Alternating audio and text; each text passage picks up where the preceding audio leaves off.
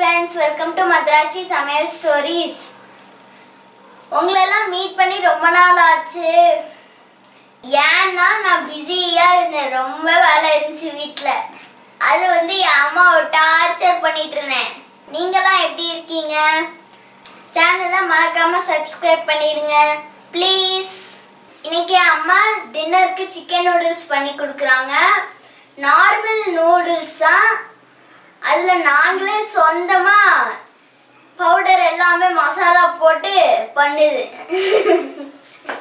Maggi மசாலாலாம் கிடையாது, எங்கள் சொந்த மசாலா. ட்ரை பண்ணி பாருங்க, சரியா? இந்த சிக்கன் நூடுல்ஸ் பண்ணுறதுக்கு ஃபஸ்ட்டு பார்த்தீங்கன்னா நம்ம ஆலிவ் ஆயில் ஊற்றிக்கலாம். உங்கள் வீட்டில் ஆலிவ் ஆயில் இல்லைன்னா பிரச்சனை இல்லை, சாதாரணமாக யூஸ் பண்ணுற நீங்கள் குக்கிங் ஆயிலே சேர்த்துக்கலாம். ஆலிவ் ஆயில் போட்டிங்கன்னா கொஞ்சம் நல்லா ஃப்ளேவர் என்ஹான்ஸ் ஆகும். அதுக்கு தான் நான் ஆலிவ் ஆயில் போட்டிருக்கேன். எண்ணெய் நல்லா சூடாயிடுச்சு. இப்போ நம்ம சோம்பு பாருங்கள் கொரப்பாக தட்டி வச்சுருக்கேன், இது சேர்த்துக்கலாம். சோம்பு நல்லா பொரிஞ்சிருச்சு. இப்போ அது கூட பார்த்திங்கன்னா பொடியாக நறுக்கி வச்சுருக்கிற வெங்காயத்தையும் பூண்டும் சேர்த்துக்கிறேன். வெங்காயம் கொஞ்சம் நல்லா கண்ணாடி பதத்துக்கு வர்ற வரைக்கும் வதக்கிக்கலாம். நான் பார்த்தீங்கன்னா இன்றைக்கி சிக்கன் நூடுல்ஸ் பண்ணுறேன். சிக்கன் நூடுல்ஸ்னாலும் நான் கொஞ்சமாக கேரட்டு, அப்புறம் முட்டைக்கோசு, வெங்காயம் இதெல்லாம் சேர்த்து பண்ணுறேன். உங்கள் வீட்டில் குடமிளகா இருந்துச்சுன்னா குடமிளகா, சோளம் இதெல்லாம் நீங்கள் சேர்த்துக்கலாம், ரொம்ப நல்லாயிருக்கும்.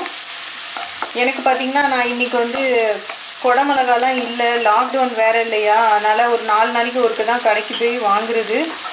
அதனால் இருக்கிறத வச்சு தான் சமைக்கிறேன். ஸோ இப்போ இருக்கிறது இவ்வளோ தான் இருக்குது, இதை வச்சு பண்ணுறேன். நீங்கள் வீட்டில் முட்டை வச்சுருந்தீங்கன்னா முட்டை கூட சேர்த்துக்கலாம். இதில் நான் சிக்கன் சேர்த்துக்க போகிறேன், அதனால் முட்டை சேர்த்துக்கல. இன்றைக்கி முட்டை வேண்டாம் அப்படின்னு சொல்லிட்டு முட்டை சேர்த்துக்கல. நீங்கள் சிக்கனும் போட்டு மேலே முட்டையை போட்டு பெரட்டினீங்கன்னா கூட நல்லா தான் இருக்கும். பாருங்கள், வெங்காயம் நல்லா கண்ணாடி பதத்துக்கு வதங்கிடுச்சு. இப்போ நம்ம பொடியாக நறுக்கி வச்சுருக்கிற கேரட்டையும் முட்டைக்கோசும் சேர்த்துக்கலாம்.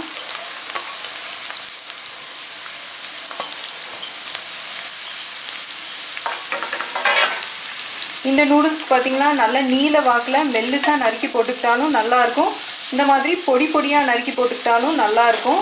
நீங்கள் பொடியாக நறுக்கி போட்டிங்கன்னா நல்ல பொடியாக, இங்கே பாருங்கள் இந்த மாதிரி நல்ல பொடியாக நறுக்கி போடணும். இதை விட பொடியாக நறுக்க முடியும்னாலும் நறுக்கி போட்டுக்கலாம், ரொம்ப டேஸ்டியாக இருக்கும் இந்த நூடுல்ஸ்க்கு.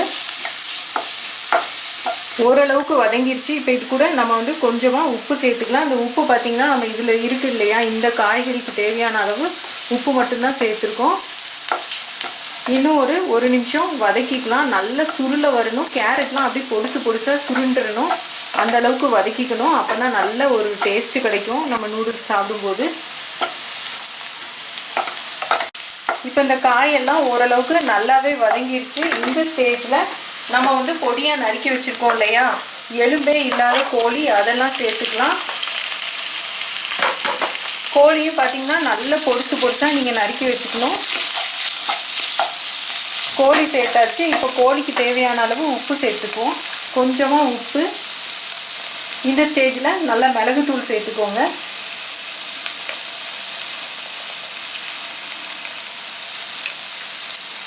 இன்றைக்கி பார்த்திங்கன்னா நான் நூடுல்ஸ் நான் வேறு எதுவும் அந்த ரெடிமேடாக இருக்கும் இல்லையா, மேகி, இப்பி அந்த மாதிரி அந்த நூடுல்ஸ் யூஸ் பண்ணல. நம்ம சாதாரணமாக கிடைக்கும் இல்லையா, அந்த நூடுல்ஸ் தான் நான் யூஸ் பண்ணுறேன். ஆல்ரெடி பார்த்திங்கன்னா நூடுல்ஸை வேக வச்சு வடித்து வச்சுருக்கேன் நான். இதுக்கு தேவையான மசாலா எல்லாம் நம்மளே தான் வீட்டில் இருக்கிற பொருள் வச்சு நம்ம சேர்த்து நம்ம பண்ண போகிறோம். எந்த மேகி மசாலா இல்லைன்னா வேறு என்ன ஒரு மசாலாவும் நம்ம சேர்த்துக்கல. சிக்கன் நல்ல ஒரு பழுப்பு வெள்ளை நிறத்துக்கு மாறி அப்படி சுருங்கி இருக்கணும், அது வரைக்கும் வதக்கிக்கலாம். இதுக்கு ஒரு 2 நிமிஷம் தேவைப்படும். யூஸ்வலாக பார்த்திங்கன்னா மேகினாலே டக்குன்னு முடிஞ்சிடும், 2 நிமிஷத்தில் முடிச்சிடலாம் அப்படின்னு சொல்லுவாங்க. இன்றைக்கி நம்ம கொஞ்சம் மெனக்கிட்டு நம்மளே வீட்டில் மசாலா எல்லாம் ரெடி பண்ணி போட்டு நம்ம செய்கிறோம். அதனால் இது ஆஸ் யூஷுவல் ஒரு டின்னர் மாதிரி. இந்த டிஷ்ஷுக்கு பார்த்திங்கன்னா ஒரு 20லேருந்து 25 நிமிஷம் எடுக்கும். ஆனால் பாருங்கள் நல்லா டேஸ்டியாக இருக்கும். நம்ம வேறு எந்த பொடியும் நம்ம சேர்த்துக்கல, நம்ம வீட்டில் இருக்கிற அதே பொடியெல்லாம் போட்டு தான் நம்ம பண்ண போகிறோம். இப்போ இது நல்லா வதங்கிடுச்சு. இது கூட பார்த்தீங்கன்னா சோயா சாஸ் சேர்த்துக்கலாம். ஒரு டேபிள் ஸ்பூன் அளவுக்கு நீங்கள் சேர்த்துக்கோங்க. சோயா சாஸ் சேர்க்கும் போது கொஞ்சம் நல்லா கவனமாகவே சேர்த்துக்கணும். நம்ம எவ்வளோ நூடுல்ஸ் யூஸ் பண்ணுறோமோ அதுக்கேற்ற மாதிரி தான் சேர்க்கணும். நீங்கள் நிறைய சோயா சாஸ் சேர்த்துட்டிங்க அப்படின்னா ஒரு கசப்பு டேஸ்ட் வரும். இப்போ வந்து hot and sweet tomato sauce சேர்த்துக்கலாம். உங்ககிட்ட ஹாட் அண்ட் ஸ்வீட் இல்லை அப்படின்னு நினச்சிங்கன்னா வெறும் டொமேட்டோ சாஸ் சேர்த்துட்டு சில்லி சாஸ் கிடைக்கும், அது சேர்த்துக்கோங்க. ஒருவேளை சில்லி இல்லைனாலும் பிரச்சனை கிடையாது. 2 பச்சை மிளகாவை கீரி சேர்த்துக்கலாம் நம்ம வெங்காயம் வதக்கும் போதே. இப்போ இதை பார்த்தீங்கன்னா மிதமான தீயில லைட்டாக ஒரு வதக்கி விட்டுக்கலாம். இந்த டைமில் கொஞ்சமாக வந்து வத்தல் பொடி சேர்த்துக்கலாம். உங்களுக்கு வந்து இது ஆப்ஷனல் தான். வத்தல் பொடி நீங்கள் வேணும்னா சேர்த்துக்கலாம், வேண்டானா விட்டுடலாம். ஏன்னா நம்ம மிளகுத்தூள்லாம் சேர்த்துருக்கோம். இன்னும் காரம் தேவை அப்படின்னு நினச்சிங்கன்னா நீங்கள் இன்னும் கொஞ்சம் மிளகுத்தூள் சேர்த்துக்கலாம். அப்புறம் கொஞ்சமாக வந்து ஜீரகத்தூள் ஒரு 1/4 ஸ்பூன் அளவுக்கு கொஞ்சமாக சேர்த்துக்கிட்டா போதும். இப்போ இதை ஒரு 1 நிமிஷம் வதக்கிக்கலாம், பச்சை வாசனை போகிற வரைக்கும். இப்போ பார்த்தீங்கன்னா நம்ம நூடுல்ஸ்க்கு தேவையான அளவு உப்பு சேர்த்துக்கிறோம். இதை வந்து கலந்து விட்டுக்கோங்க, மிதமான தீயிலே வச்சுக்கோங்க. இப்போ நம்ம நூடுல்ஸை சேர்த்துக்கலாம். பாருங்கள், நான் நூடுல்ஸை வந்து பாருங்கள் எவ்வளோ அழகாக உதிரியாக வெந்திருக்குன்னு. இந்த மாதிரி வேக வச்சு வடித்து எடுத்து வச்சுருக்கேன். இப்போ நம்ம நூடுல்ஸை சேர்த்துக்கலாம்.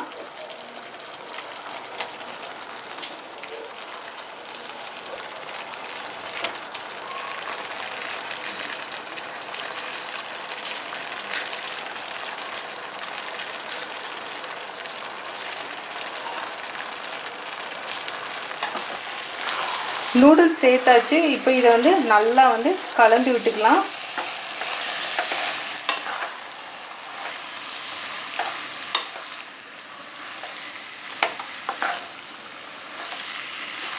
மீடியம் ஃப்ளேம்லேயே வச்சுக்கோங்க. நீங்கள் கொஞ்சம் கொஞ்சமாக நூடுல்ஸை சேர்த்து கூட அப்படி மெதுவாக கலந்து விட்டுட்டே இருக்கலாம்.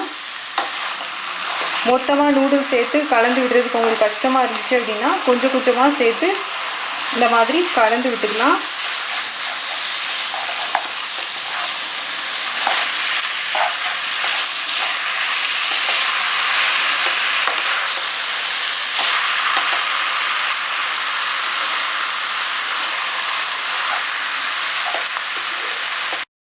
உங்களுக்கு வந்து சாதாரணமாக அந்த உட்டன் கரண்டியோ வேறு ஏதோ கரண்டியோ வச்சு கிளறதுக்கு வந்து கஷ்டமாக இருக்குன்னு நினச்சின்னா இந்த மாதிரி 2 ஃபோர்க் எடுத்துக்கோங்க. ஃபோர்க் எடுத்துகிட்டு ஃபோர்க் வச்சு இந்த மாதிரி கலந்து விட்டுக்கோங்க. நல்லா கலந்துரும். தீ வந்து மிதமான ஃப்ளேமில் வைக்கணும். ஏன்னா நூடுல்ஸ் நம்ம நல்லா கலக்கணும் இல்லையா, கலந்து விடுற வரைக்கும் மிதமான ஃப்ளேமில் வச்சு கலந்து விடணும். நல்லா அடியிலேருந்து எடுத்து கலந்து விடணும். அப்போ தான் வந்து எல்லாமே நல்லா மிக்ஸ் ஆகும். ஒரு சிலருக்கு இந்த கரம் மசாலா ஃப்ளேவர் ரொம்ப பிடிக்கும். நீங்கள் இதில் வேணும்னா கரம் மசாலா ஃப்ளேவர் கூட சேர்த்துக்கலாம். ஏன்னா நம்ம இந்தியன் ஸ்டைலில் இருக்கும். வெங்காயத்தாள் இருந்துச்சுன்னா வெங்காயத்தாள் சேர்த்துக்கோங்க. நான் வந்து என்கிட்ட இப்போ ஸ்ப்ரிங் ஆனியன் இல்லாததுனால கொத்தமல்லி சேர்த்துருக்கேன்.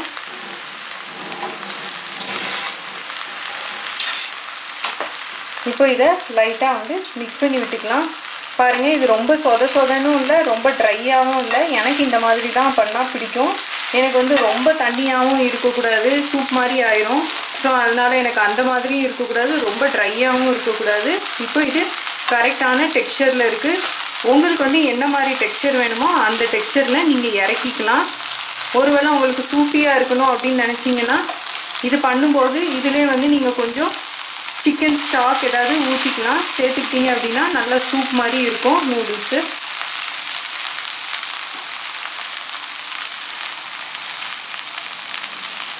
பார்த்தீங்களா, 20 நிமிஷத்தில் சுவையான சிக்கன் நூடுல்ஸ் ரெடி பண்ணியாச்சு. இதை கண்டிப்பாக நீங்கள் உங்கள் வீட்டில் ட்ரை பண்ணி பாருங்கள். ட்ரை பண்ணி பார்த்துட்டு உங்கள் கருத்துக்களை என்கிட்ட கமெண்ட் செக்ஷனில் ஷேர் பண்ணுங்கள். அது போக நம்ம வீடியோவை லைக் பண்ணுங்கள், சேனலுக்கு மறக்காமல் சப்ஸ்கிரைப் பண்ணுங்கள். மீண்டும் இன்னும் ஒரு இன்ட்ரெஸ்டிங்கான ரெசிபியோட உங்களை நான் சந்திக்கிறேன்.